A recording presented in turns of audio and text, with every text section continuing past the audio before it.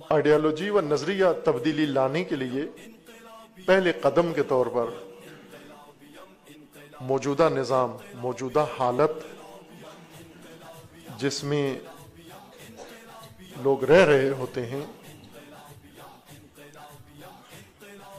اس نظام کو رد کرتی ہے آئیڈیالوجی۔ موجودہ نظام اس کو ریجیکٹ کرتی ہے آئیڈیالوجی، ناقابل قبول بناتی ہے۔ وہ آئیڈیالوجی جو فاسد نظام، غلط نظام، طاغوتی نظام کو رد نہ کر سکے اور اسے جھٹلا نہ سکے، وہ انقلابی آئیڈیالوجی نہیں ہوتی۔ انقلابی آئیڈیالوجی کا پہلا نتیجہ، پہلا قدم یہ ہے کہ وہ موجودہ نظام، طاغوتی نظام کو رد کرے، انکار کرے اس کا، اور اس انکار کو فرد فرد کا ایمان بنا دے، اس کے ایمان کا حصہ بنا دے،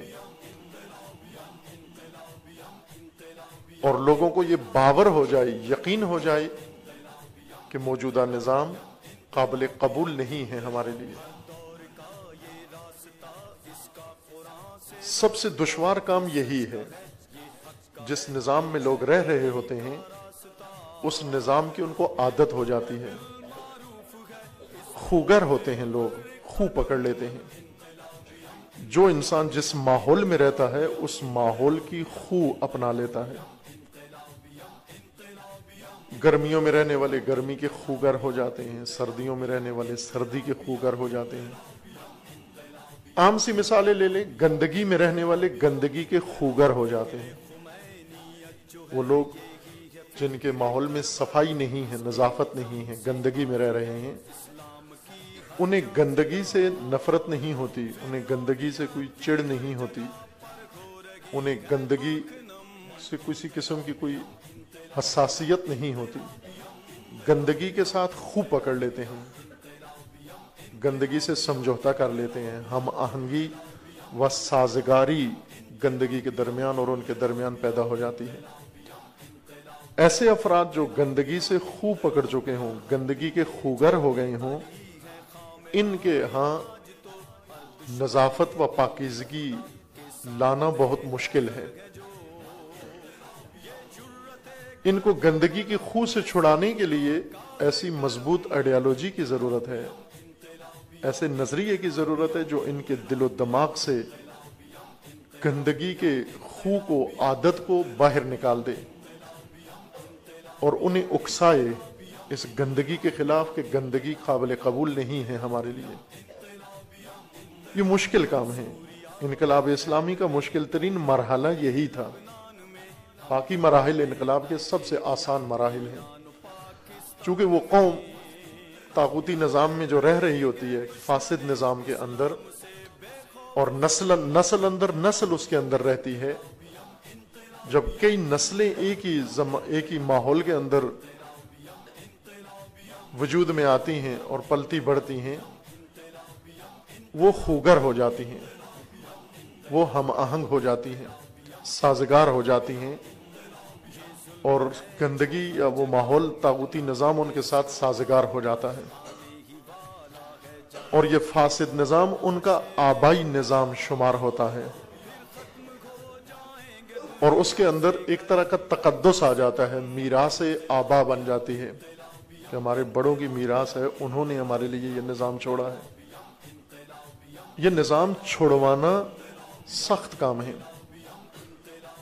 رسول اللہ صلی اللہ علیہ وآلہ وسلم نے جو انقلاب برپا کیا، ضلالت کو ختم کر کے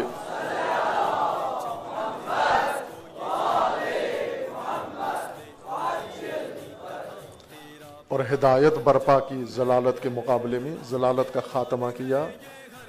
ہدایت کا قیام اتنا مشکل نہیں ہے جتنا ضلالت کا خاتمہ مشکل ہے۔ ضلالت کا خاتمہ اس وجہ سے کہ لوگ ضلالت کو قبول کر چکے ہیں، مان گئے ہیں، اور ضلالت کے ساتھ سازگاری پیدا کر لی ہے، سمجھوتا کر لیا ہے، خو پکڑ لی ہے۔ اب لوگوں کو ضلالت سے کوئی چڑ نہیں ہے، ضلالت سے نفرت نہیں ہے، ضلالت سے انکار نہیں ہے، ایسی قوم جس کو ضلالت سے انکار نہ ہو، ضلالت کے ساتھ سمجھوتا کر چکی ہو، اس کے اندر ہدایت بعید نظر آتی ہے، دور ہے، چونکہ وہ ضلالت کو ترک نہیں کر رہی۔ انقلاب اسلامی میں الہی نظام ولایت قائم ہوا، نظام ولایت فقی کے نظام ولایت ہے، لیکن چونکہ زمانہ غیبت کبریٰ ہے، فقی حامل ولایت ہے۔ زمانہ امام میں امام معصوم حامل ولایت ہے، زمانہ رسول اللہ میں رسول اللہ حامل ولایت ہیں، لیکن زمانہ غیبت میں ان کا نائب و جانشین حامل ولایت امت ہے۔ امت کا اختیار فقی کے پاس ہے، نص دینی کے مطابق، اس لیے اس کو ولایت فقی کہتے ہیں۔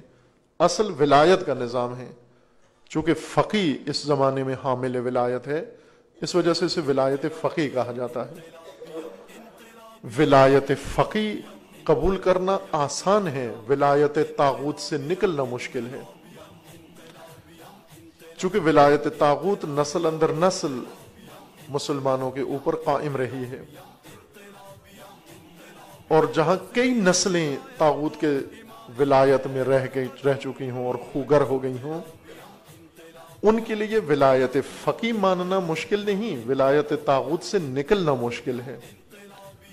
جس طرح علامہ اقبال کا فرمانا ہے کہ لا الہ الا اللہ میں سب سے مشکل مرحلہ لا کہنا ہے۔ لا نہیں کہہ سکتا انسان، اللہ آسان ہے، لا الہ الا ہو مشکل ہے۔ چونکہ انسان اللہ کی ولایت سے پہلے طواغیت کی ولایت کے اندر ہے، طواغیت کی ولایت کو چھوڑنا مشکل ہے، اور اس وقت انسان اللہ کی ولایت میں آتا ہے جب طاغوت کی ولایت سے نکل آئے باہر۔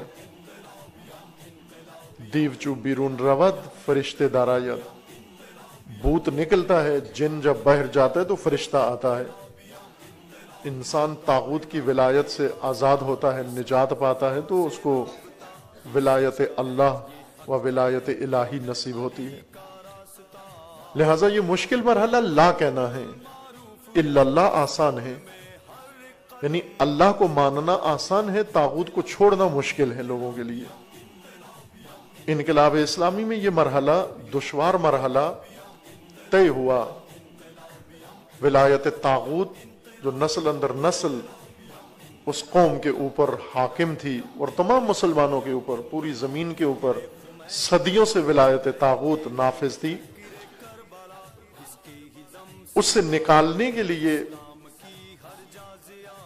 امام خمینی رضوان اللہ تعالی علیہ نے اسلامی آئیڈیالوجی، اسلامی نظریہ امت کو بتایا، امت کو سمجھایا۔ اس سے پہلے رسوماتی اسلام حکم فرما تھا، جس طرح ہمارے معاشرے کے اندر رسوماتی اسلام حکم فرما ہے۔